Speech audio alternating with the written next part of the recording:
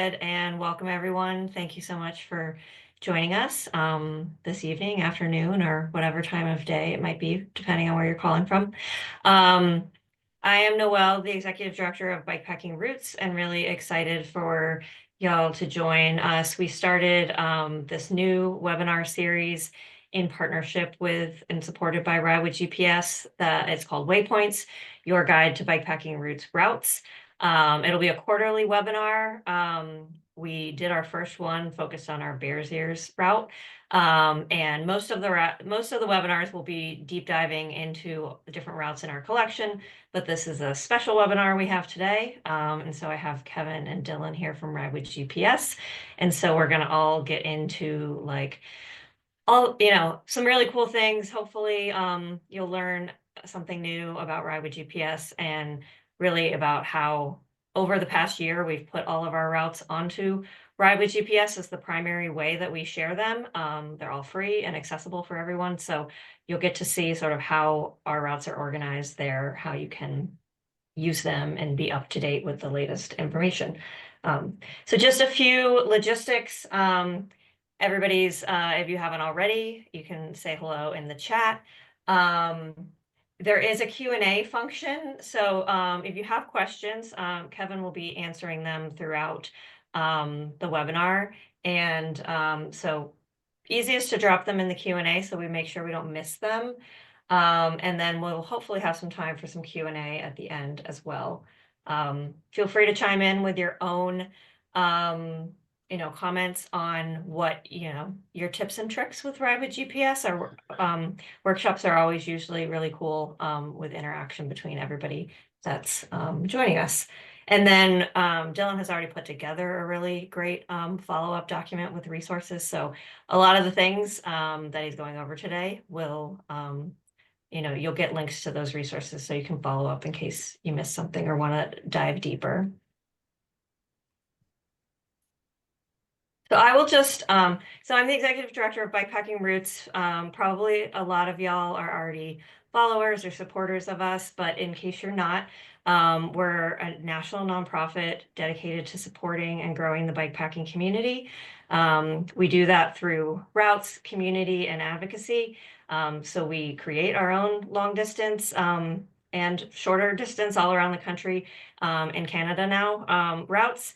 We do events and educational opportunities like these webinars, and we also do advocacy for public lands and for other things to facilitate the bikepacking experience. So as you'll see, like resources like this that we put on our webinars are free. All of our routes are available for free. We do have some cool guidebook resources, but if you're interested in supporting us, that would be really great if you want to keep seeing resources like this in the future.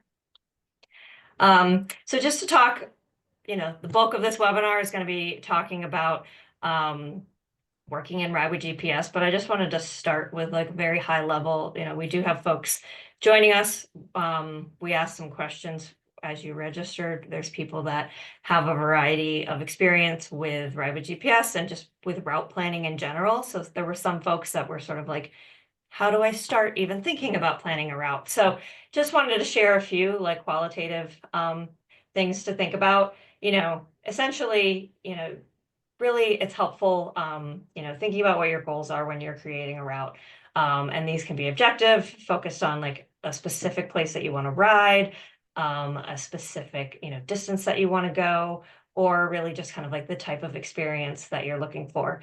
I will plug, there's a really great webinar where our co-founder, Kate Boyle, went into a lot more detail on sort of where to start with route planning.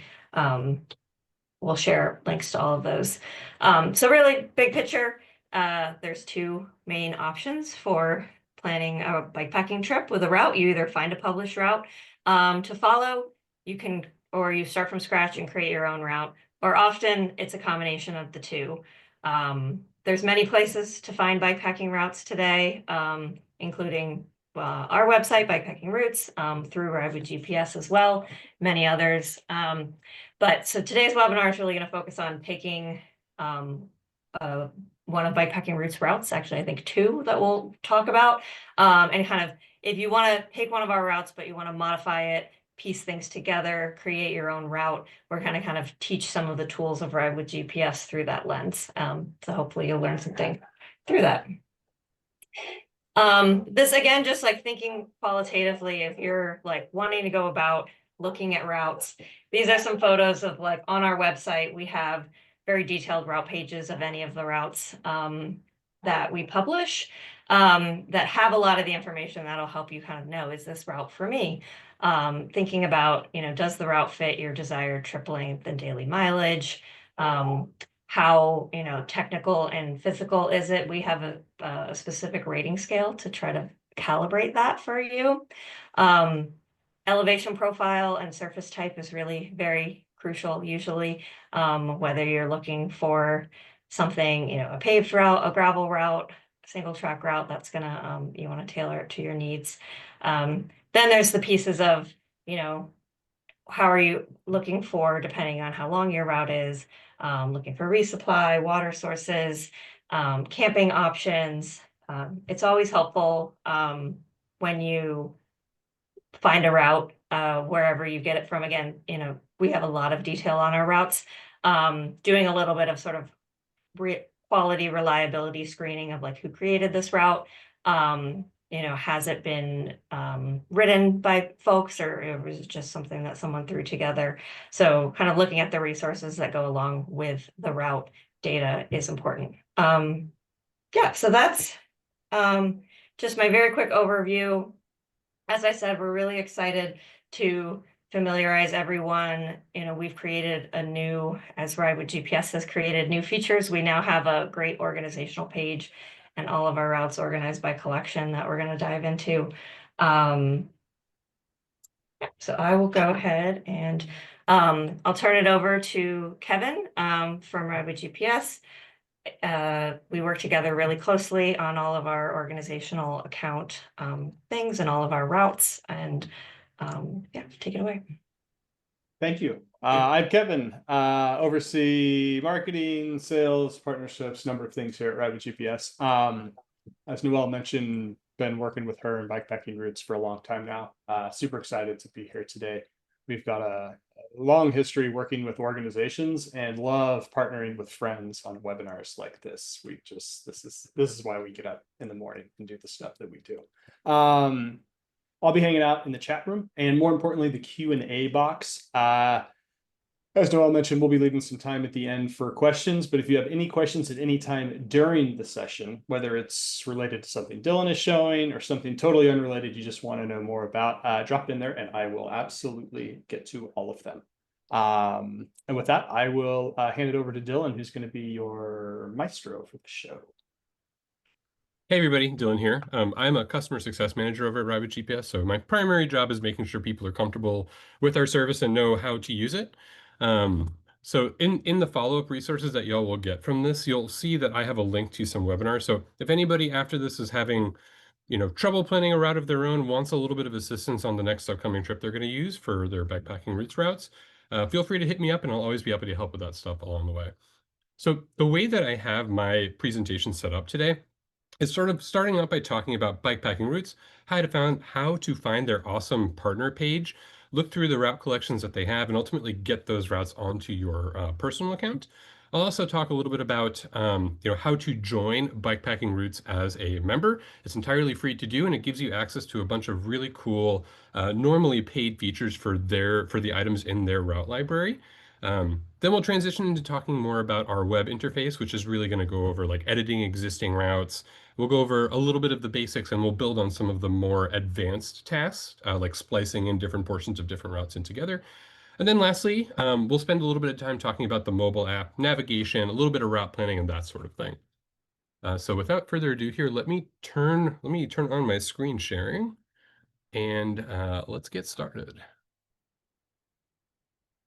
All right. So you should be seeing the landing page of my Ride with GPS account. When you log into www.ridewithgps.com, this is where it's going to take you. And the first thing that I want to do is show you how to find the Bikepacking Roots partner page. So how we're going to do that is by going to the Explore option at the top of the screen. If you click Explore, this is like the feature in Ride with GPS that allows you to search for existing routes by area It's always going to default to focusing over your current location, but you could jump anywhere in the world that you want. So instead of just taking all the time in the world to look for existing routes, what I want to do is jump straight to Bikepacking Roots. So I'm going to get rid of this little diameter search box up top. And in the enter location or keyword spot, I'm going to plug in Bikepacking Roots. And as you can see down at the bottom of the screen, under organizations, we have Bikepacking Roots. So let's click it. Now what that's going to do first is sort of take you to this like nice big overview explorer page, which shows you a couple different routes within the Bikepacking Roots route library. You can continue to scroll through all of the results here if you want to, but there's a quicker and easier way to find exactly what you're looking for. If you head to the View Organizations option, this takes you to the partner page. And if you look on the main screen here, you see that there's a little bit of information about Bikepacking Roots, a little bit of overview about who they are, what they do, and why they're awesome. If you look on the right-hand side of the screen, there's this little Join Us button. So if you have a Ride with GPS account, you're logged into it, you come to this page. If you hit Join Us, it's going to have you plug in your email address and your name, and that officially adds you as a member of the organization, which gives you access to a couple of cool paid features as a member for routes included within the Bikepacking Roots route library. Just a couple of those to name off the top. First is the ability to navigate their routes with turn-by-turn voice instruction in the Ride with GPS app. You'll also have the option to download routes for offline use on your phone, which is huge if we're talking about Bikepacking Roots routes.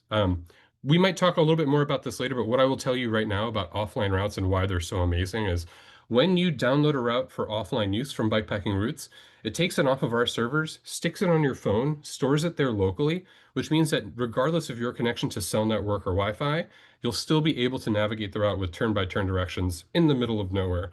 And the nature of the Bikepacking Roots routes is they're bikepacking routes. They're going to take you outside of cell reception and Wi-Fi connection. So this is a really, really awesome feature to have. The other quick thing I'll say about offline routes is if you have a route downloaded for offline use, you can put your phone in airplane mode and still navigate the route with turn-by-turn instruction. Having your phone in airplane mode is going to drastically extend the battery life of your phone while using our app for navigation. Two other things. You get access to the estimated time feature, which is a metric based off of your ride history. So if you're looking at a route in Bikepacking Roots, you'll see an estimated time, which is again based on your ride history. And that gives us a little bit of it makes us able to show you a guess at how long this route is going to take you to do based on your past ride history, which is pretty nice. And then the other thing is if you saved a Bikepacking Roots route to your account, and Bikepacking Roots subsequently makes any edits or changes to it, you're going to get alerted of that. This little notification bell at the sort of the upper right-hand corner of my screen will appear with an orange dot. And if you click that notification, you'll be able to see what specific edit was made to that route. Obviously, like the nature of some of these long trips is you may be planning them well before it's ride season. Things might change between then and now. So it's a nice little option to have as a member of Bikepacking Roots. So if I scroll down a little bit, we're going to see this really awesome full collections map that shows all of the individual Bikepacking Route segments in the route library on this wonderful interactive map here. You can see that there's a bunch of squiggly lines, but they're all sort of color-coded to show you where a segment ends and where it begins. And as I mentioned earlier, this is interactive. So if I hover over a specific route, click it, I can see the title of that route. So it's a WWR segment 3. I can go to view this route specifically in the route show page, which I'll show you how to get to a little bit later. Or if I just click the map again, I return back to this main screen and I can start looking through all over again. If you scroll down even more, you'll see a variety of different collections that Bikepacking Roots has like really painstakingly curated for you. Collections are really cool because what they are is sort of like, you can actually see there's like 6 items in this, there's 11 items in that, there's 18 items in this. Collections are like a grouping of routes that are similar, or sorry, they're usually grouped by geography or just by trip. So the whole Western Wildlands trip is included within this one collection. They have these awesome cover pages. Let's click on the Western Wildlands one. So the map is sort of similar to what we saw on that main screen I was looking at earlier. This again is an interactive map. You can see all of the individual segments color-coded on the map itself. You can see this really awesome overview on the right-hand side of the screen, which gives you a ton of context and information and resources that will be useful for you to know if you're thinking about whether or not this is the right set of routes for you to use. Down below, you'll see the full stats for this entire trip. And in here, you're also going to see individual routes that make up this entire tour in a list view, which is pretty cool. If you want to save this collection to your account so you can quickly and easily find it outside of the Bikepacking Roots partner page, just hit Save Collection. It says saved. I'll show you how to take a look at that a little bit later. And if you scroll down a little bit, I'm just going to take a look at this route. I'm ultimately going to play around with this one a little bit. Let me click to see it in full view. This is what we call the route show page. And what we're looking at right now is sort of the actual route line that we would end up following. You can see an elevation profile for it at the bottom of the screen. There are some metrics shown on the left-hand side of the screen, which again is like great context for you to have while you're looking at whether or not this route is going to be right for you. One thing I'll quickly call out on the elevation profile itself, you'll notice that the elevation profile goes from the solid red color to the segmented white and red color, and that's letting you know the surface type breakdown. Bikepacking Roots on their website has an even more granular breakdown of the surface types for these routes, so I definitely recommend checking it out. But if you want sort of at first quick glance to see what the surface type breakdown, this is really awesome. Solid red is paved, segmented white and red is unpaved, which I think I may have already said. And if you scroll down on the left-hand side of the screen, you'll see the percentage breakdown of the surface type for the route, which is pretty sweet. So if I'm interested in this route, I want to save it to my account so I can access it later. I hit this little save button in the upper left-hand corner of the screen, check pinned, and then it's added to the pin tab of my route library, which I'll show you how to get to a little bit later. So let me hit the back button. I'm going to hit add to this collection. And again, there's a ton of really cool ones to take a look at here. And then if you scroll down below, I also really like this popular routes page, which just shows you like very popular routes that are frequently ridden from this organization. And I'm looking for a specific one. So let me scroll down just a little bit until I find it. Queen's Ransom, this is what I'm looking for. So let me click to see this route in full view. All right, again, I get a nice little overview of the route itself. I'm going to save this to my account by pinning it. One quick thing to mention here is we'll talk a little bit about external device syncing. I imagine a lot of the people attending this meeting use like a Garmin device, a Wahoo device, an external GPS device of that type. Ride with GPS plays nicely with pretty much all of those devices. And for almost all of the wireless syncing integrations with these devices, once you have that set up, if you pin the route, that is what's going to queue it up to wirelessly move over to your GPS device once everything is connected. I should also say that syncing routes to an external GPS device is going to be entirely free for you to do. Okay, so I have that one pinned. Wonderful. So what I'm going to do now is head to my personal Ride with GPS account. And one really quick and easy way for you to do that, no matter where you are on our website, is by clicking this little orange person icon in the upper left-hand corner of the screen. So once I click that, if you look on the left-hand side of my screen, you'll see there's a couple of different options. If I click Collections, that Western Wildlands collection that I just clicked and saved to my account is now listed there, so I can access it quickly and easily. And if I head back to my dashboard and scroll down just a tiny bit, I have my Pinned Routes tab. And once I click Pinned, I can see any route that I have pinned to my account. So here's the Queen's Ransom and the WWR Segment 9 that I was sort of interested in playing around with earlier. Here, let me take a quick look at my notes. And what I want to do now is sort of I'll use one of these routes as an example, but I wanted to sort of, I think a lot of people have used Ride with GPS before, but some people probably haven't used it all that much. And I want to talk about some of the most basic aspects that are good to know about route planning on our service. So I'm going to take this route, this WWR segment 9. This is going to be the one that I play around with. Click to see it in full view. If I want to make some edits, I'm going to click More, Open Copy and Route Planner.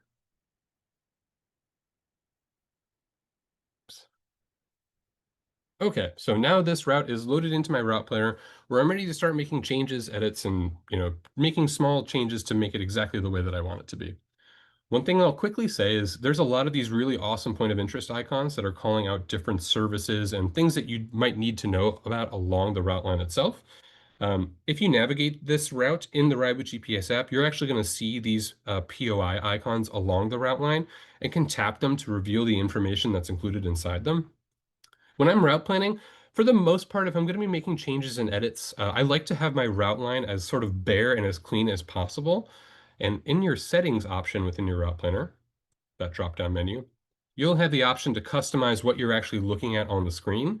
And if I just temporarily hide my custom POI icons, that allows me to see the route line with a bit more clarity, which is going to make sort of planning and editing a bit more easier for the time being. So in covering the basics, there's two main methods you can use to route plan in Rabbit GPS, and they're interchangeable with one another. You can always hop back and forth. Method number one is simply clicking where you want the route to go. Each time you click, we're going to connect the last plotted point with your most recent plotted point. We'll also automatically generate a cue sheet for you, your list of turn-by-turn directions as you actually plan. The other way for route planning is by jumping from location to location. That's saying like, hey, this is where I am now. I want to jump to this location. Create a route for me using the roads that are safest for cycling. I just said that before I dive into showing you this editing. One thing I wanted to clarify is the way the Ride with GPS route planning algorithm works. When you open the route planner by default and create routes, we are going to default to the roads that are safest for cycling. What that means is if there is bicycle-specific infrastructure between the points that you're routing, we're going to default to that over any of the other roads that you see in the area. So if there's a nationally recognized bicycle highway, if there's a bike trail, greenway, bikeway, we're going to choose those over the other roads. What it's also taking into account is where other people ride their bikes most frequently, and we're going to default to the roads that see the most frequent bicycle traffic. So what you end up with is not necessarily the fastest way between 2 points, but probably the safest and nicest way to ride your bike between those two. If you look on the right-hand side of my screen here, under where it says routing mode, there's this any surface option selected.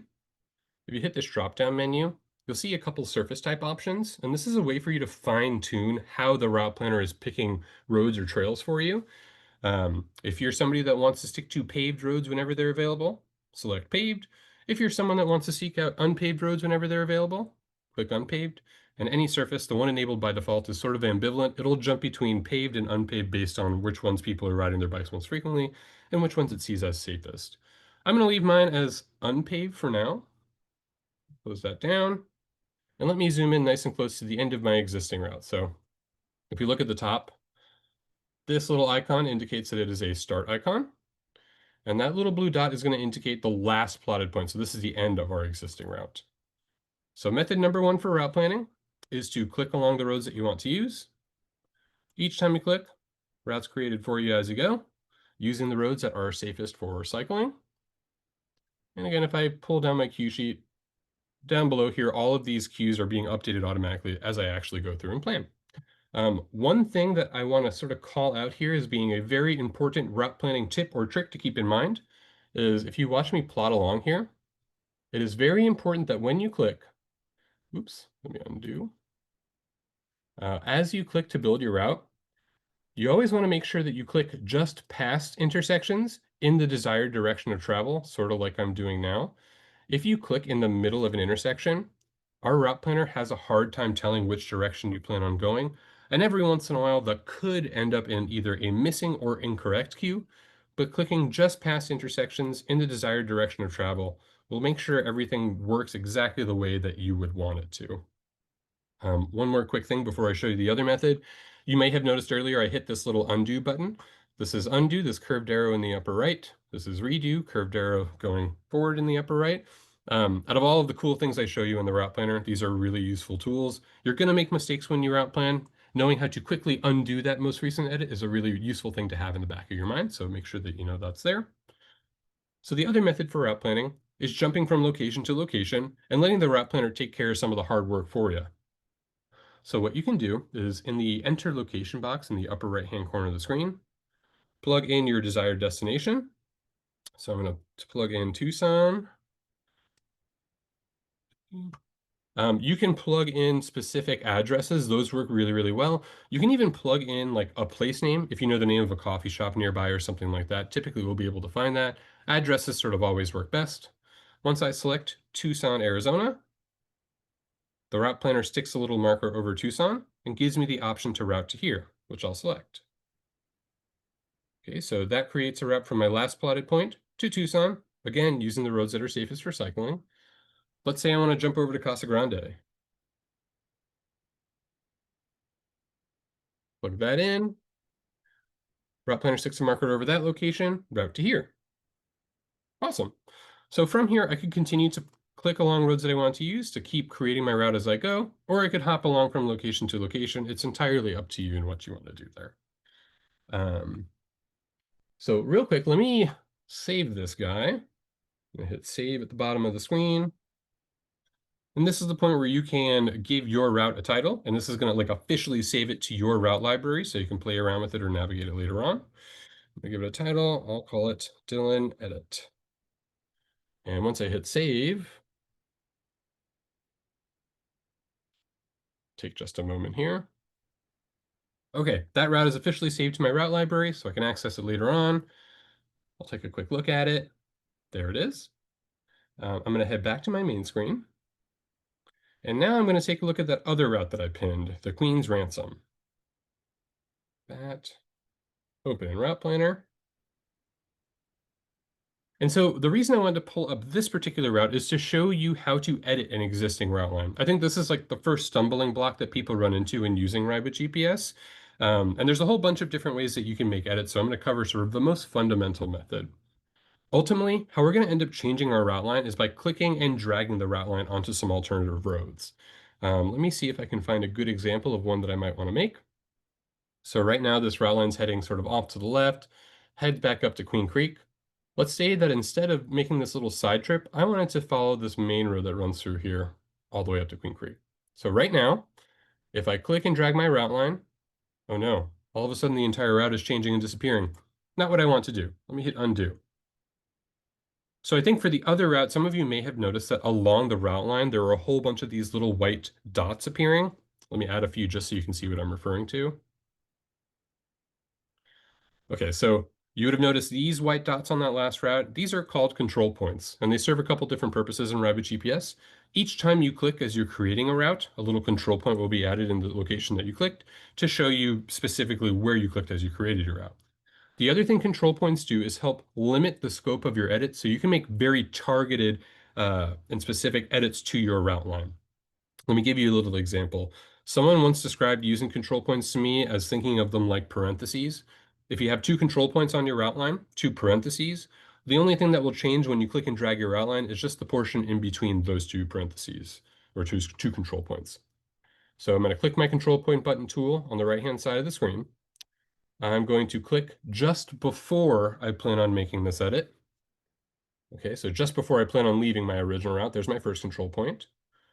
And then I'm going to add another control point just after the point that I plan on rejoining my original route, right there.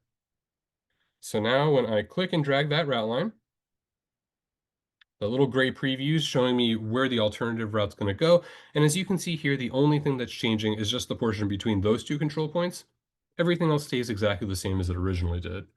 Once I let go, that edit is solidified, and using the roads that are safest for cycling, rest of my route stays exactly the same as it originally did, which is awesome. One thing I wanted to quickly show you, and then we'll talk a little bit about map styles. So this feature I'm about to turn on is called the heat map overlay. And a lot of you may know about this already, but for those of you who don't, it's a really useful tool. I'm going to turn it on first, and then I'll explain what exactly it is we're looking at. So I'll click heat map at the top of the screen. I'm going to toggle on global heat maps. And you can see that there's some duration you can choose from. We'll talk about that in a sec. So now if we look at my map, all of a sudden we got a whole bunch of these thick purple lines appearing on my route line. So what the heat map, or sorry, appearing on my map, what the heat map is a visual representation of aggregate ride data. So whenever somebody heads out, records a ride publicly within Ride with GPS, we take that ride data, throw it into our heat map overlay so you can see where people are riding their bikes most frequently. Let me zoom in kind of close. The idea here is the deeper and darker the color of that heat map signature, the more frequent bicycle traffic that area gets. So right now, this road that I'm looking at here has a nice deep dark heat map signature, as opposed to the side road here, or rather, this is a better road to give you an example. This side road here shows some heat, but it's comparatively much lighter in color. So between this road and this road, this one gets more bicycle traffic. Might be useful for me to include this in my route if I'm creating a route that goes through a certain area. Again, super, super powerful and useful tool if you are planning routes in areas that you're not personally familiar with, and maybe you're trying to add in a connector or find a little offshoot to go to a specific place. The heat map overlay is a great option for you to sort of ensure that where you're going is probably the way you'd actually want to ride your bike through there. We'll dive into using the heat map a little bit more in a moment. One thing that I mentioned earlier is that you can select the duration of data. So last 7 days is going to be the most up-to-date data that we have available. Last 30 days is still pretty recent. This is really nice in these shoulder seasons where snow's starting to thaw. Some areas that were previously closed to folks might not be anymore. Heat map is a great way to sort of double check and make sure that certain areas have been passable or usable relatively recently. Okay, so let me turn that off for now. And I wanted to run through a couple of different map styles that we offer in Ride with GPS. So the map style we're currently using is called Ride with GPS Cycle. This is my favorite for route planning. I promise it's not just because it's our own proprietary map style. I like just the general layout of it. I like the contrast. We also do a pretty good job of calling out bicycle specific infrastructure with sort of these thick green lines that are appearing on the map. Again, just a nice thing to see at first glance. But there's a lot of different map styles. All of them have their own merits, drawbacks, and you may have your own preference, so feel free to play around with this. If I hit the drop-down menu, here's a few that I would call out. Google Maps. We've all seen this before. Um, Google Maps is useful for planning bikepacking trips, I find, because of all of these place labels that appear on the map. There are other features that you can use to help supplement this even more, but if at first glance you just want to see some of these, Google Maps is great for that.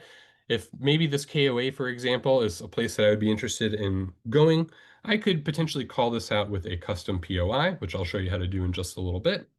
But yeah, great for spotting resupply along the way, that sort of thing. And let me actually turn on my POI overlay. So you can see a lot of the items that we would be interested are already being called out on the map. But again, this is just a nice little option to have at your disposal if you're trying to get a little bit more information about what's going on in a certain area. Another one that I really like is Google Satellite. So Google Satellite will show you the world as it actually exists. It's not super easy to plan in this map style just because it's hard to see the contrast between roads and geography, but I love using this to sort of check my route. One of the things I use this for is just getting a better sense of road quality in a particular area. As you can see, sometimes you have to zoom in pretty closely to see what it is we're looking at. Depending on the area, you'll have higher or lower resolution. So I can see roughly, this looks to me like it's probably a little sandy, a little gravelly. Okay, good information to know. Um, let's take a look at another spot just for the sake of it. Zoom in nice and closely. And even here, you can sort of get a better sense of what you're actually riding through, which again, is useful information to have in the back of your mind. Let me zoom out a little bit more. Those are really the main map styles I end up using. One of my favorites in terms of just the way it looks is Esri Topo. This shows topography. So if you're a savvy user and you feel really comfortable looking at topography, you can plan around elevation gain and loss a little bit better. Just a nice little map style to use. But again, my personal favorite is Ride with GPS Cycle. Another really cool thing is that we have available Street View in Ride with GPS. So if you look on the right-hand side of the screen, there's this little, orange person icon. And if you drag this onto the map, anywhere with available Street View will highlight in that sort of blue color.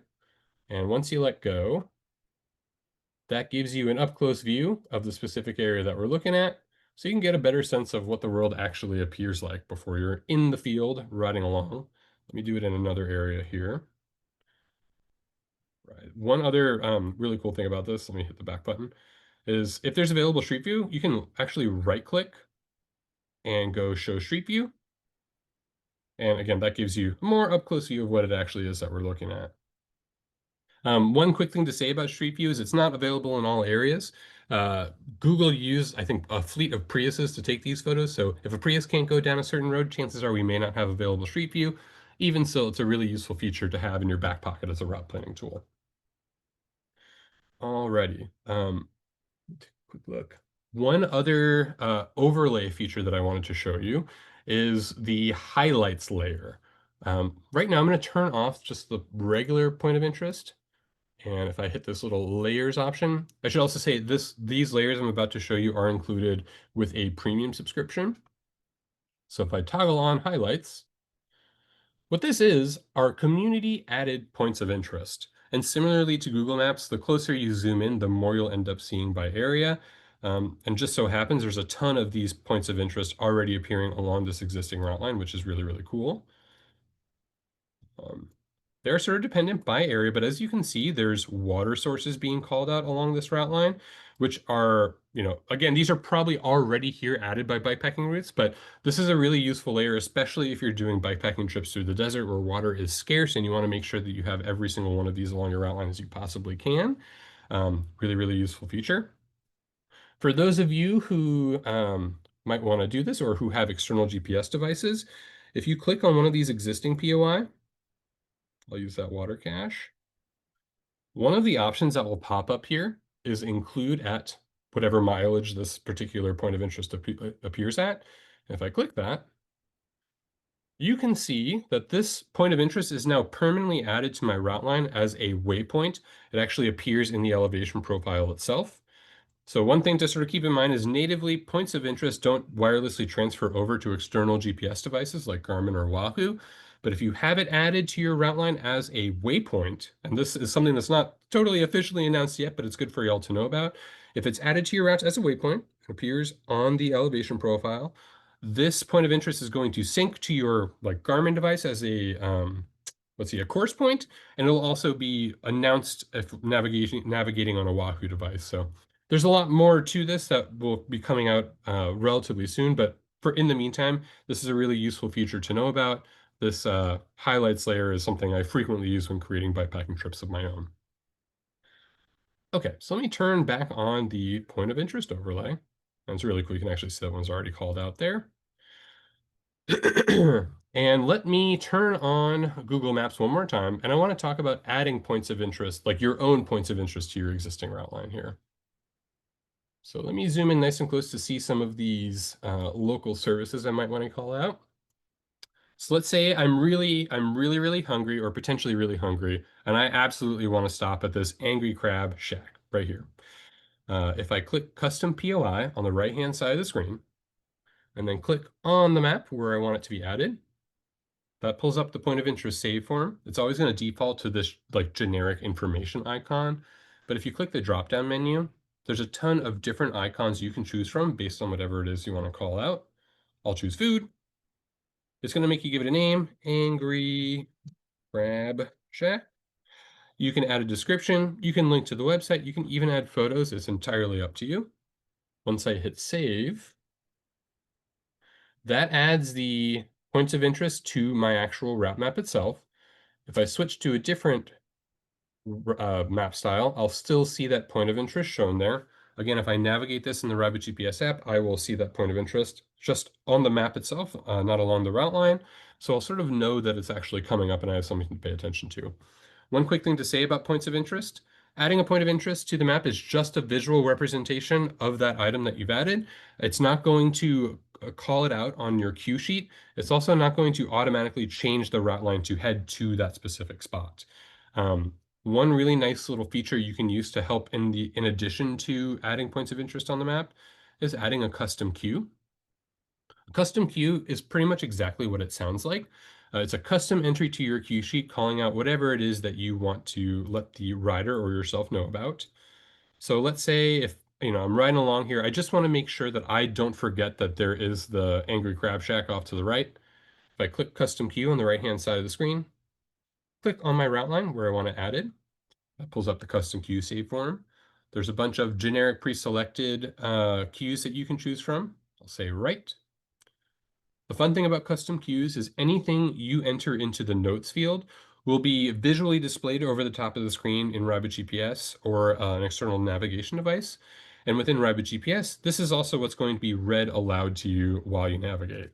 So in the notes, I will say, you are hungry, go to Crab Shack. So when I'm actually navigating in Rabbit GPS, I will hear the app tell me that, and I'll also see it displayed over the top of the screen. So no matter what, I will not miss that Crab Shack. Super important to it. Let's see, what else do I have here? One thing I actually didn't touch on earlier when we were talking about sort of changing up your routing algorithm and routing to specific places or whatever, you have different routing modes over here on the right-hand side of your screen. It's always going to default to cycling, so that's following the rules of the road for cycling or bicycle traffic. You have walking. Switching to that will allow your route planner, as you plot, to stick to pedestrian traffic We have driving, car traffic, and then you have this draw lines tool. And what the draw lines tool does, let me do something called, I'm going to add new. Add new basically puts like a blank sheet of tracing paper over your existing route. But if you're routing through the desert, this might be a particularly useful tool from time to time. What the draw lines tool does is it allows you to ignore the base map data and connect point to point with a straight line. This is one of those things that I would recommend using sparingly. You'd only use this if like there is a road or trail that is not appearing on our map styles. Ride with GPS has like the most up-to-date map styles available. But every once in a while there will be a road or a trail that does not appear on here that you may want to end up using. Or even you know that there's a cut through, like you're cutting through a field and you want to include that in your route. This is sort of a really nice option for you to use. Just use it sparingly, switch back to cycling to make sure that you're snapping two roads from that point forward. Very nice. Okay, let me clear that out, remove route, confirm. And what I'm going to do here is save this route so far. So it's added to my route library. Queen's Ransom. I'm going to put Dylan's version. Oops. And once I hit save, just a moment, that is officially saved to my route library where I can view it, access it later. Awesome. So the next thing that I want to do is talk about how to change the start of an existing route. This is another question that we get in support often. So I like to make sure that we all know how to do that. The process for changing the start for a loop route is going to be different than changing the start for a point-to-point route. So let me run you through the options for both of these real fast. Actually, let me head to my route planner first.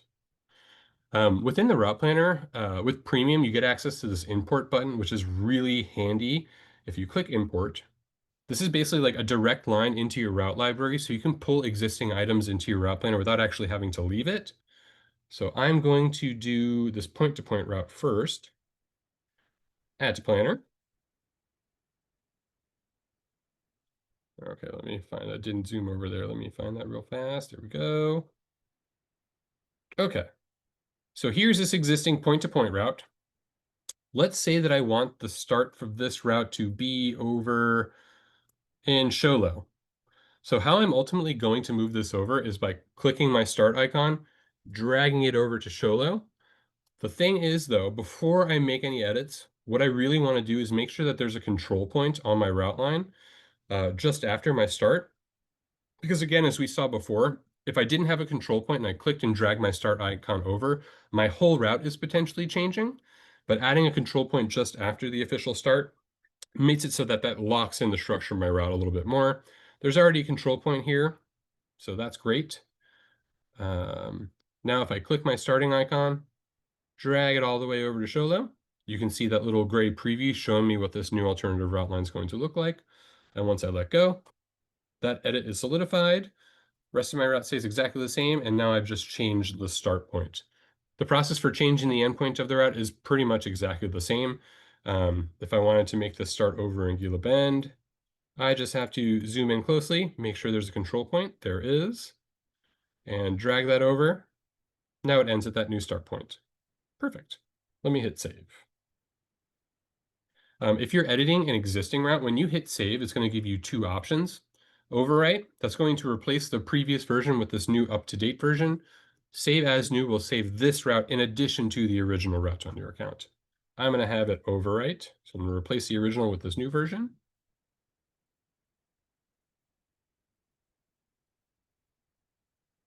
And there we go. So I'm going to clear my map and then pull in that loop route. We'll talk about changing the start for a loop. Import Queen's Ransom Dylan's version. Add to planner. Awesome. So I'm going to temporarily hide my points of interest. So right now this route starts over here, kind of close to Gilbert. Let's see, I think this is at the, this is at the airport. That's where it officially starts. So if you want to have your start somewhere else on the existing route line, this is a relatively quick and easy thing to do. Let's say I now want my route to start over in Superior. If I zoom in closely, right-click where I want the new start to begin on the existing route line, the option that I have is make route start here. If I hit that, the route stays exactly the same as it originally did, except now I've moved my starting point over to this specific spot. Let's say that I actually want my route to start just off of this existing route line. Maybe I want it to start over in Miami. First thing I need to do before I move anything is add a control point just after the start, right about there. And now if I click my starting icon, drag it over to Miami, you can see that moves that over. Perfect. You will notice though that this route line stops just shy. It stops where the original start or endpoint would have ended. And if I want to make this end at the exact place that I'm starting, I will rinse and repeat those steps, add a control point, drag that last plotted point over to Miami, and there we go. Now my route starts and ends in the exact same place. So that's great. Let me hit undo a couple times. Back a couple steps. Okay, cool. So here's how the route originally looked, which is awesome. Real fast, let me pull in that other route that we were working on, just so you can see what it looks like when you have multiple routes in your route planner at once. I'm going to click import, and I'm going to use the WWR, add to planner. So when you have multiple items loaded in your route planner, you're going to have your active route, the one you're currently working on, and that's going to be shown on the screen in red. And then you're going to have your inactive route, which if you look at my screen here, it's sort of this faint gray color. You'll notice there's a green dot. I'll talk more about what that does in just a sec. If you look on the left-hand side of my screen, you can see that there are 2 items loaded in here. My active route is highlighted in blue. Inactive route is not highlighted yet, but if I hover over it on the left-hand side of the screen, it highlights on my map in blue. This is a really useful tool if you have overlapping portions of your route. If you hover over the inactive route, you'll see it highlight on the screen in blue, which will give you a really good sense of where the route overlaps and where it differs from one another, and you can change things up accordingly if you need to. So let me actually get rid of this route temporarily. Remove route. And I want to show you one of my favorite editing tools called the delete selection tool. So there, I showed you earlier how to use control points to click and drag and change the structure of your outline. The thing with that, though, is when you click and drag your outline, you notice that it highlights in that gray color, which is sort of the preview of what the proposed edit's actually going to look like.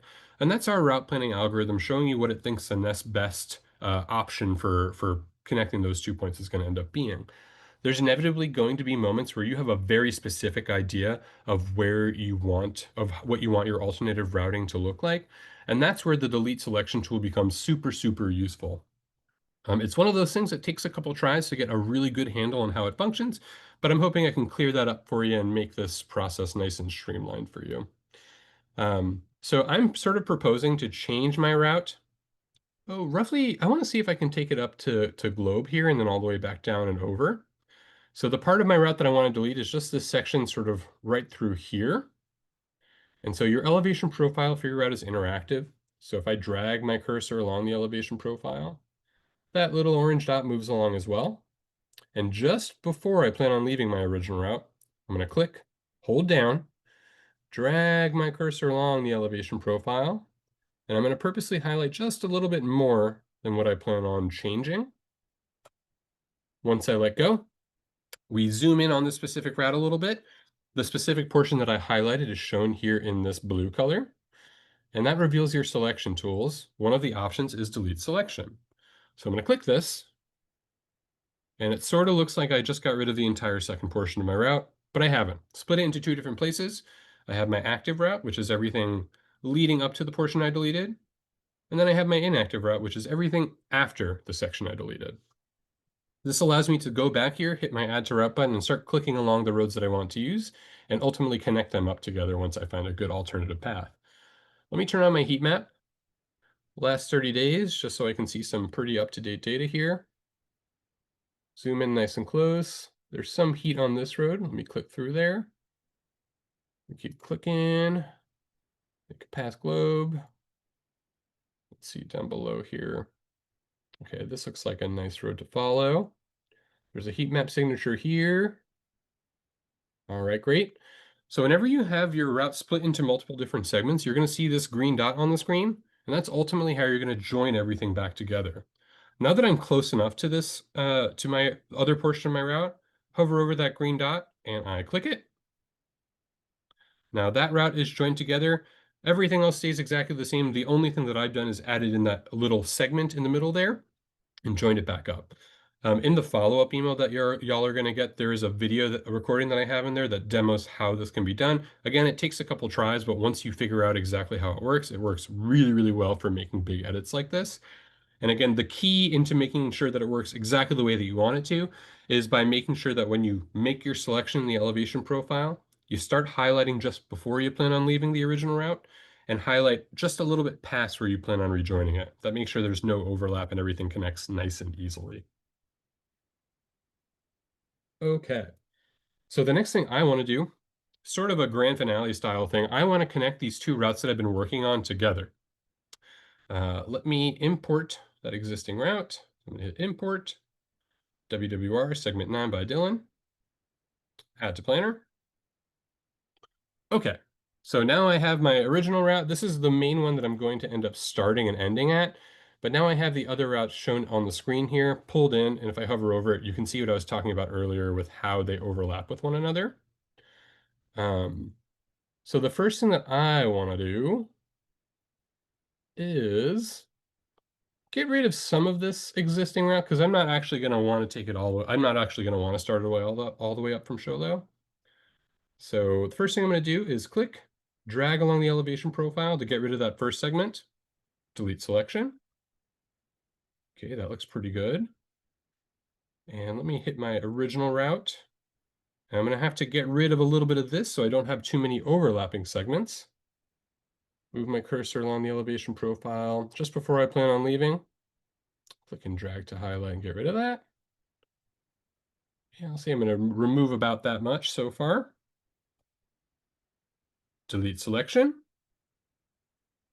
So as you can see, if I hover over my inactive route, I have a little bit of a gap leading up to that first one, which allows me to join it nice and easily. Okay, let me click to join. So we have the first section and second section joined up. I want to take this to Tucson, but there's a lot of route in here. Let me get rid of some of that. Okay, so this is right about the point where I would want to head into Tucson. Let's remove that. Delete selection. It'll take just a moment there. Okay, that's gone. So again, if I hover over the second portion of my route, this is ultimately where I'm going to join everything back together. But what I'm going to do now is take this endpoint, send it to Tucson. I'm going to zoom in nice and close and follow some of these heat map signatures. Okay, those look pretty cool. Awesome. So let me zoom out just a little bit so I can see sort of where I plan on connecting. Click through here, click through here. Now that I'm close enough to that original route, hover over that green dot, click once more. That joins everything back together. Let me turn off my heat map. And now I have one wonderful continuous route that uses a little bit of each of those, joins it all together, and now I have one continuous loop that uses portions of each. Looks good to me. Before I go and save it, I actually want to go ahead and split this route into sort of smaller individual segments. When you're working with a route that's like hundreds and hundreds of miles, the file size for it can be pretty big. If your file size is big enough, it can cause issues with downloading for offline or sending to an external GPS device. Sort of like if you want to be overly safe, I think keeping any of the longest segments of your route to about 250 miles or less will make sure it works really, really well no matter where you send it. But again, Bikepacking Roots has very well vetted routes, so it's probably not something that you need to worry about too much. But if you do want to split your route up, sometimes it's nice to do this by day. We have a split route tool that will allow you to do just that. So right on the right-hand side of the screen here, you have the split route button. If you click it, this allows you to click on the route line or from the elevation profile to split it at your desired mileage. Let's say that I'm a much better cyclist than I actually am, and 100 miles is what I would do in a day. Move my cursor to 100 miles in the elevation profile, click. That breaks your route into two different segments. You have segment number 1, you can think of this as day 1, and then you have everything after that segment. So if you're splitting a route up, I would highly recommend that you save as you go. I have my first split. I'm going to hit save. Big trip day 1. Save. Okay, that's been saved to my library, but I still have more work to do. I'm going to hit this X, hit my inactive route to make it active, and I'm going to rinse and repeat these steps. If I move my cursor to roughly 100 miles, this way you can split routes 2 different ways. I showed you how to do it with the split route button. You can also right-click, split route. That's typically the way I do it. I think it's a little easier like that. Okay, so this is day 2. Hit save. Big route. Oops. Big trip. Day 2. Save. I still have more work to do, so hit that X. And then I'm going to split it one more time. And save. Big trip. Day 3.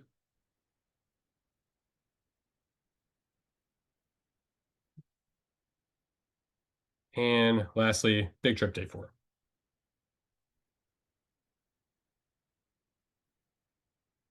Okay, so we've done all the hard work of splitting things up. We have all of these individual segments sitting in our route library. Let me leave our route planner for just a moment.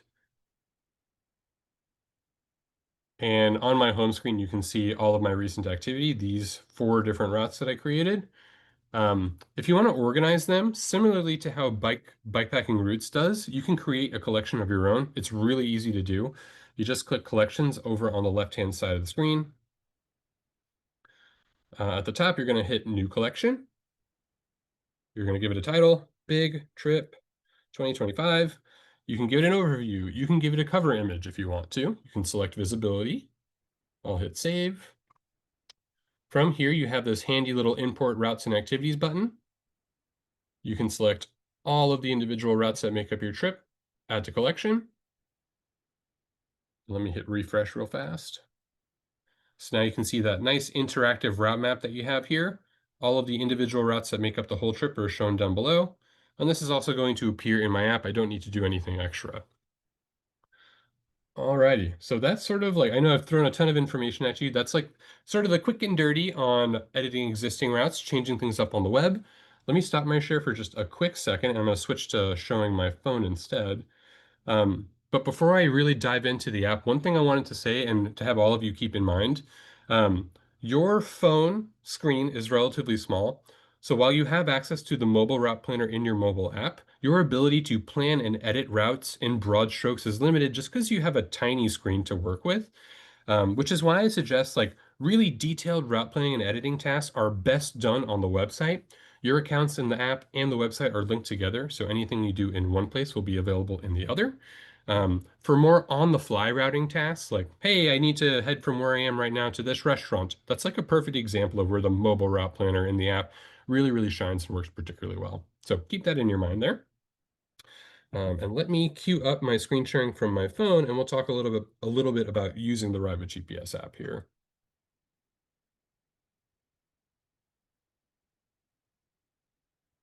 Okay, so right now we're looking at my Ride with GPS app on the home screen. This is like the default landing page of our app, and one thing I want y'all to take a look at is we have this like little quick access bar. It's just underneath where it says last 30-day view full stats at the top of the screen. And you'll notice one of the options in there is Bikepacking Roots, which once you become a member of Bikepacking Roots, this little icon will appear on that home screen so you can access it quickly and easily. Also, if you look in the lower right-hand corner of your screen, there is a little More button. If you tap More in the lower right-hand corner, that takes you to a menu options where you have an organizations option. And if you tap that, that will take you to Bikepacking Roots as well. So within this is like sort of your direct link into the Bikepacking Roots like member page and route library. So you can see events that are listed. If you tap organization routes, you can see all of the routes that are included within the organization. And if you're just a member of the organization, you don't have a personal paid subscription, these are all of the routes that you'll be able to navigate and download without needing to pay anything. And also you can access collections. So you'll see all of those individual route packages that Bikepacking Roots has curated for you listed in there, which is awesome. Let me hit the back button. And let me move my screen share over real fast. Okay. So one thing I wanted to sort of quickly call out, let's go back to the homepage. If you look at Dylan, the, just to point out, I don't know if, at least on my end, it doesn't look like your screen is changing. can I ask what screen you're seeing right now? I see your phone screen, the home screen. And do you see more when I switch over here? No. Okay, give me 1 second. I'm going to unplug it and plug it back in. That sort of the age-old adage of support. Doesn't work? Unplug it, plug it back in. Give me 1 sec.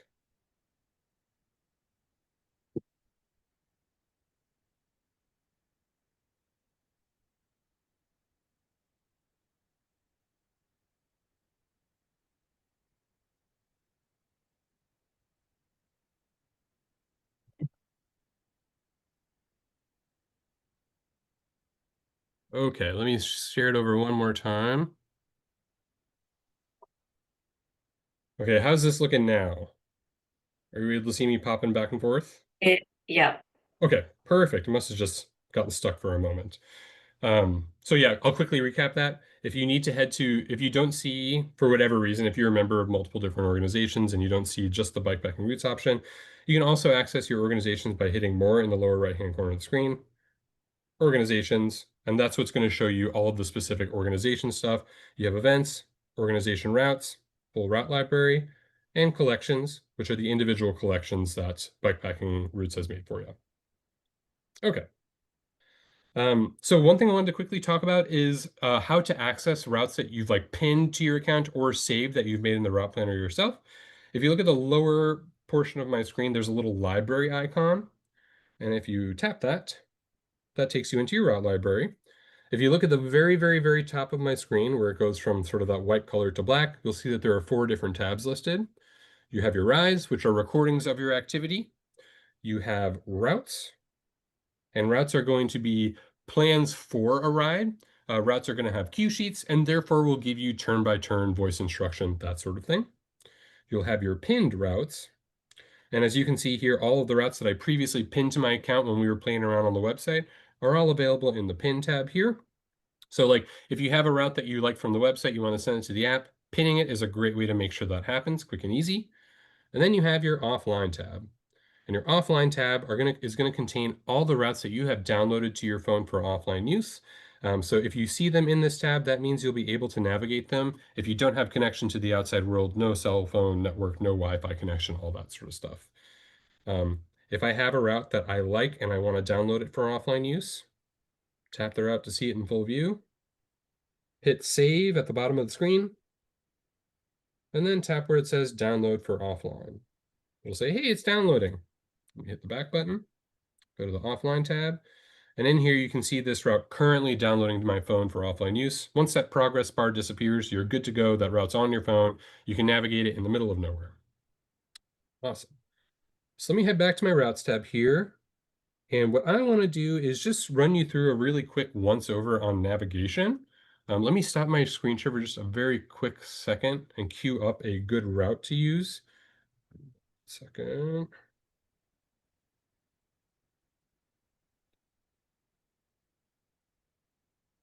Okay. Oops.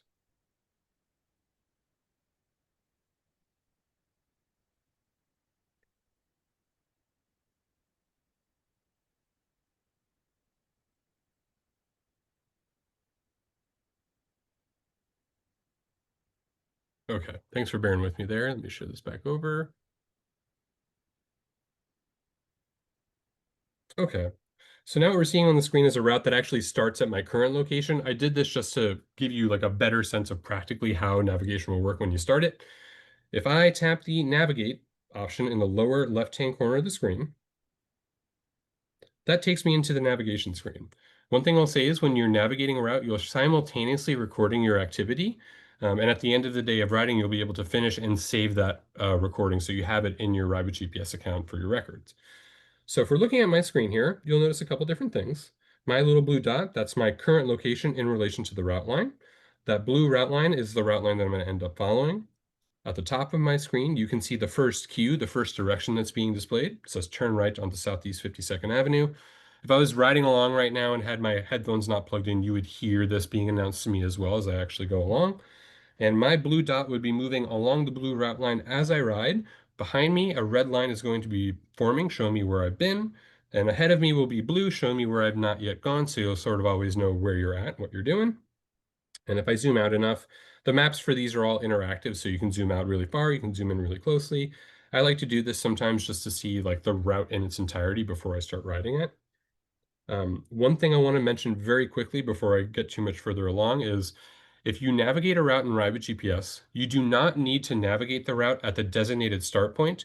You can start navigating from anywhere along the existing route that you want, and as long as you follow it in the direction it was planned, navigation will pick up from your current location on the route on forward, which is super useful. If you're navigating a route that's like 150 miles and you lay down and camp the first night, you can just start navigation up the next day on the same route, no problem. You won't be like immediately directed to start or anything like that.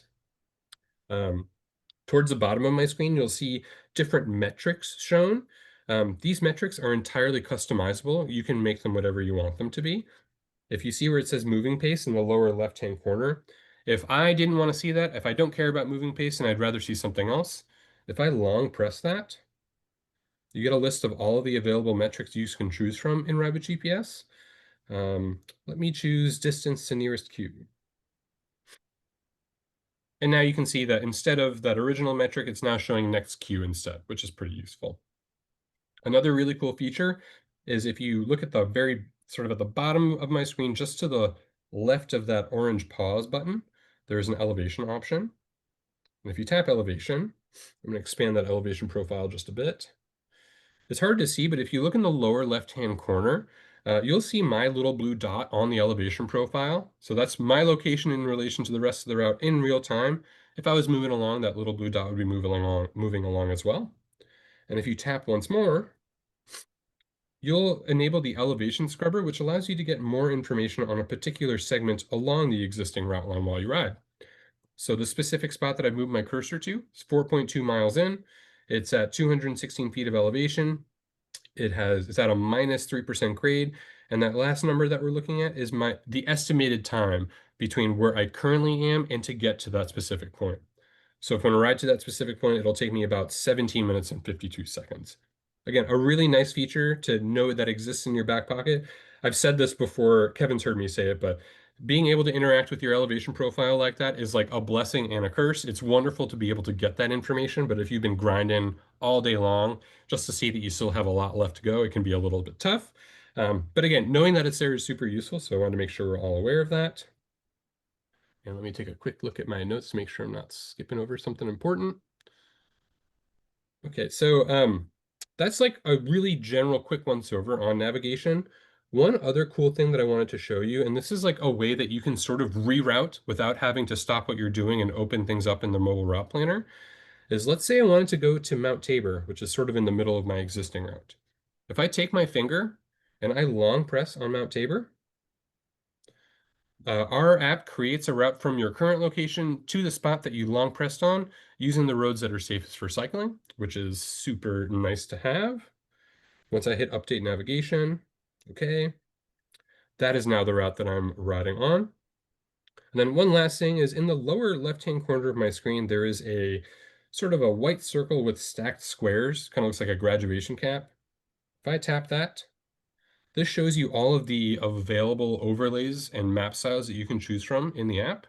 A lot of good things to do to customize what's shown along your route line.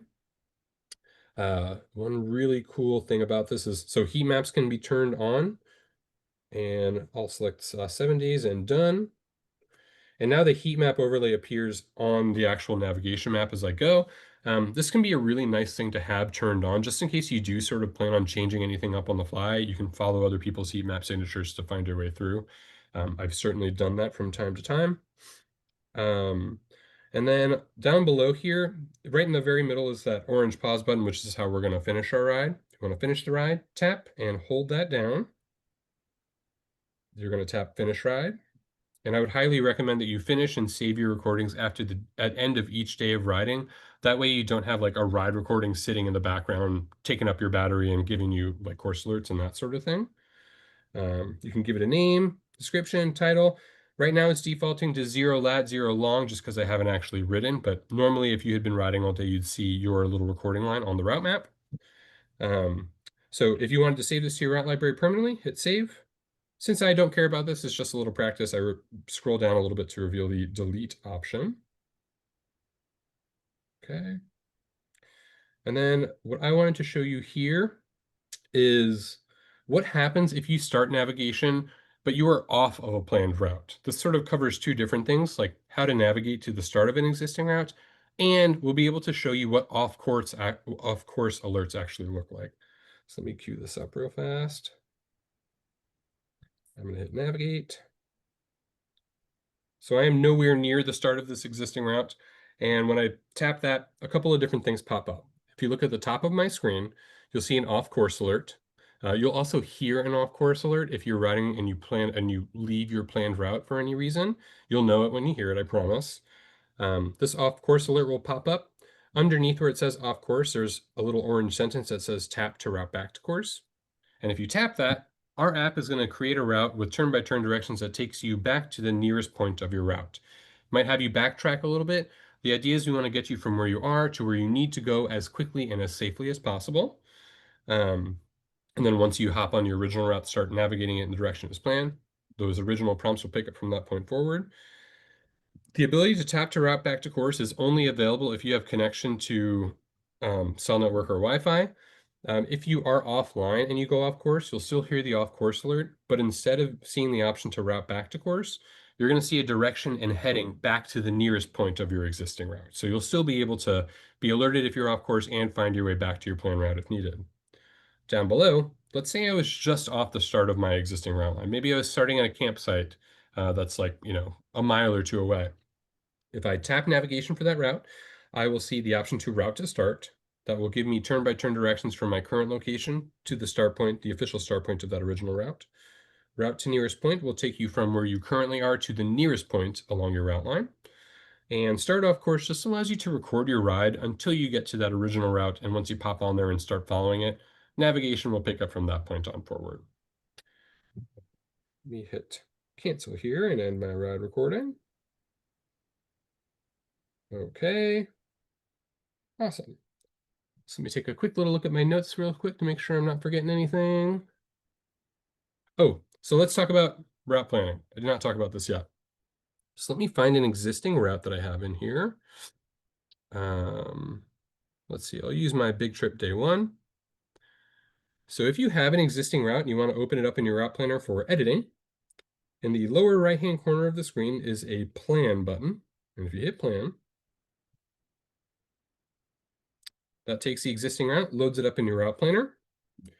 And the abilities to edit your route in the mobile route planner are sort of the same. There are some tools that you don't have access to, but like the idea of being able to tap and like drag your route line along exists within the mobile route planner. So let me give you an example of how that works. I'm going to temporarily turn off my POI overlay. Done. So what I'm going to do now, let's say this like sort of, right now you can see that I would normally be heading in a straight line, but I sort of head off north and there's a squiggly line that takes me all the way back down to the original route. Let's say I want to pull that in a little bit. If I tap on the route line, roughly where I sort of plan on making this edit. Oops. Up there. There we go. And then I'm going to tap move. That adds this little blue pin to the route line.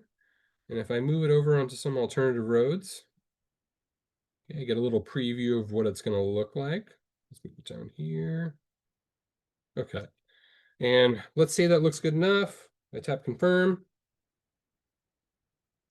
You can see that I've altered the course of the route line a little bit to move down onto these alternative roads down below. It did change a pretty big chunk of my route, so you may want to consider strategically adding control points, which you can still do within the mobile route planner here. It's a bit of a workaround, but I'll show you how it gets done. So you'll tap where you want to add your first control point, move, confirm. That just adds that first little control point there.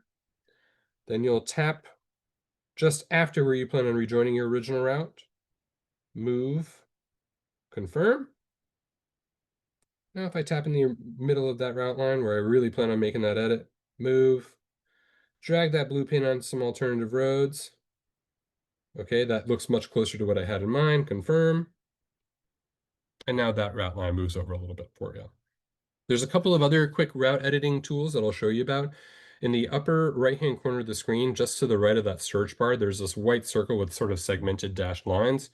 If I tap that, you'll see a couple of different options. Change start works great for point-to-point routes. Change end, same thing. You can change the point, the end point of a point-to-point route really easily. If you're going to change the start or end of a loop route, that's something that you're going to want to do on the website, where it's much easier there. Out and back will turn a point-to-point route into an out and back. So instead of it going from point A to B, it'll go from point A to B all the way back to point A. Reverse route is going to reverse the direction of your route. So it'll sort of swap the start and end points. It's going to do its very best to retain the structure of the original route, but if reversing the route and retaining the structure exactly would send you the wrong way down one-way street, you might see it divert course just a little bit. Add custom POI, exactly what it sounds like. You can add points of interest to your route map that way. Change route color, exactly what it sounds like. And view queue sheet, you can view your queue sheet. If this route looks really good to me, I like it, I made that little change and I want to save it for later, I just tap where it says done in the lower right. Actually, before I do that, take note that there is the same undo and redo arrows just up from where that done button is. Tap done. I can navigate it, just load it directly into my screen for navigation, or save it for later, which I'll do. And I'll call this test route variation. Oops. Okay, and I'll save this one as new. So it'll be in addition to that original route. Awesome.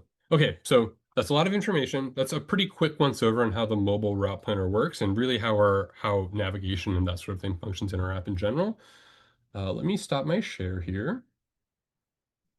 And I sort of wanted to open it up to any questions or concerns, anything else that I went over too quick that people would like to know a little bit more about, I'd be happy to cover.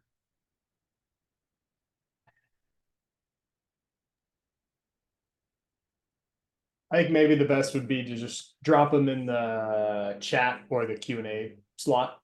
Well, I'll give a few minutes for anybody who wants to plug anything in there.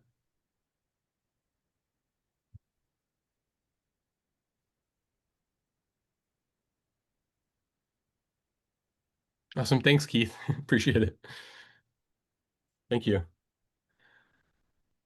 Well, sweet. If there are no questions, oh, looks like something just popped in. Sorry, I'm popping on. What settings to max battery while using offline maps? Well, so I think the really, really big things here are like, one, to make sure you download the route for offline use, which is already sort of included in that question. The other thing, airplane mode, which I mentioned multiple times. So your screen light being turned on is like one of the biggest drains on your phone's battery. So if you have your screen on while you're riding along, I would recommend having that as dim as you possibly can while still being able to see it. One other really cool feature, which I haven't directly touched on here, but which we can include in our follow-up email, is we have a feature called handlebar mode. This might sound counterintuitive, but handlebar mode will allow your screen to stay on during navigation.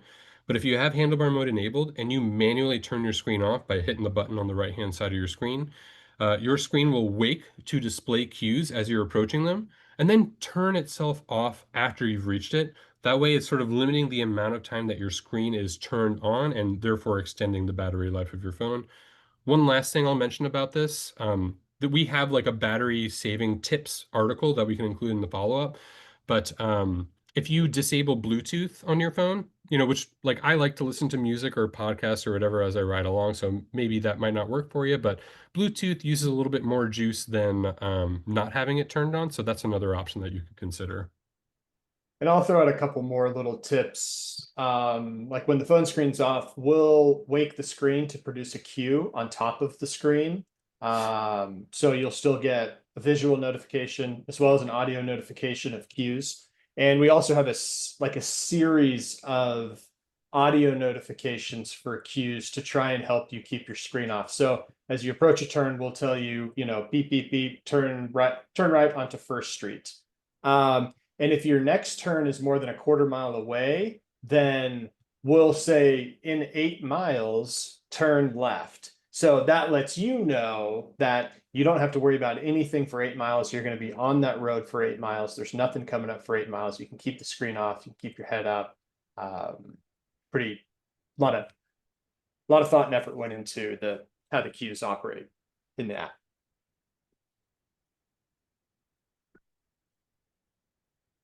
Okay, so that was the battery settings question in the Q&A. I'm going to watch. Based on what you told us, I should be able to change a loop route into a point A to point B route. Correct. Yeah, that's something that's like when you would use the split route tool. Here, let me give you just a real quick little tutorial, and I can make it real fast.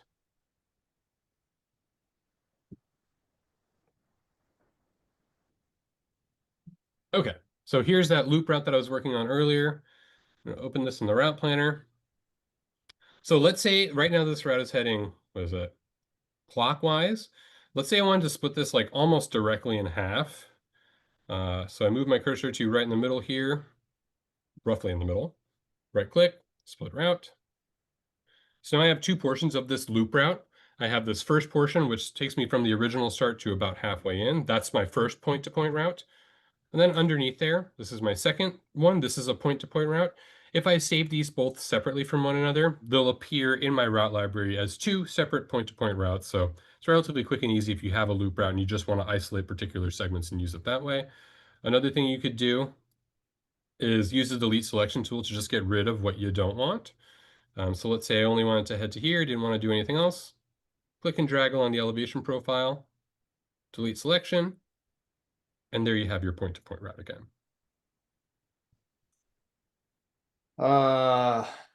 Spicy one from Priscilla. Pros and cons, best file formats for Garmin units. So I think my first suggestion, which doesn't directly address this question, is that you set up wireless syncing with your Garmin device and Rabbit GPS. When you do that, you don't really need to worry about the file type as much because we sort of take care of that hard work for you.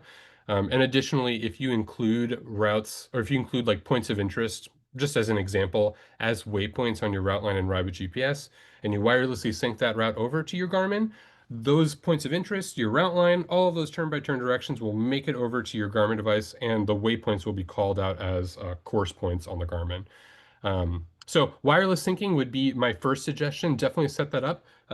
Steps on how to do that are coming to you in the follow-up email. But if you do want to manually export the route as a file, I'd suggest doing a TCX course file. That's sort of like, they seem to work on every single Garmin device really, really well that's ever been made. Fit files will also work for you as well. We offer both of those export file options from our website. And then there's another one. If you have cell coverage and change a pin route on your phone, will it automatically sync to your head unit? No, it will not automatically sync to your head unit, but if you change the route, here's like the workflow. You open the route in your route planner, your mobile route planner, you change the route, you save it. The next thing that you would want to do is pin that route to your Ride with GPS account, and that's sort of what queues it up to sync over to your head unit. It depends on which head unit you use. If you have a Garmin, once you pin that route in Ride with GPS, it will make its way over to your Garmin device automatically via wireless sync. If you have like a Wahoo device, for example, you'd have to pin the route to your Ride with GPS account first, then take your Wahoo device out, perform a sync on the device. That will pull that pinned route over and stick it on your Wahoo. So if it's already pinned, do you need to unpin and then repin, or is it? I So don't think so. no, No. yeah, and actually, I half misspoke there. For Wahoo devices, They will pull over any personal routes you create. You don't necessarily need to go through and pin them. Where pinning comes into play for Wahoo devices if it's a route somebody else made and you want to send that over to your device. So let's say, for example, you have a route on your Wahoo device and subsequently Bikepacking Roots, for example, changes it, gives you an alert that they changed the route.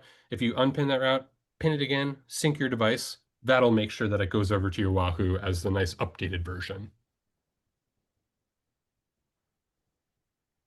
I will take a step back to touch on waypoints again. For the Garmin and file question, this is very new, very, at least to us, big news. Where it used to be you couldn't get POIs with a wireless sync. It just wasn't possible. You had to manually export a GPX file with POIs as waypoints, plug your device in. It was just not great. The new waypoints coming over as course points with the wireless sync is very awesome. Very new as of a couple weeks ago, and we're gonna have a lot. We'll be emailing all of like our users who have connected their Garmin Connect account with us a lot more information on that as well. There was also another question in the Q&A about converting like POIs to waypoints, which you're probably seeing right now in bikepacking routes. Everything's still shown as POIs. We are currently figuring out the migration process for all of our existing routes. So right now, I think we have upwards of 30 to 40 million legitimate POIs on routes that are being used on our platform.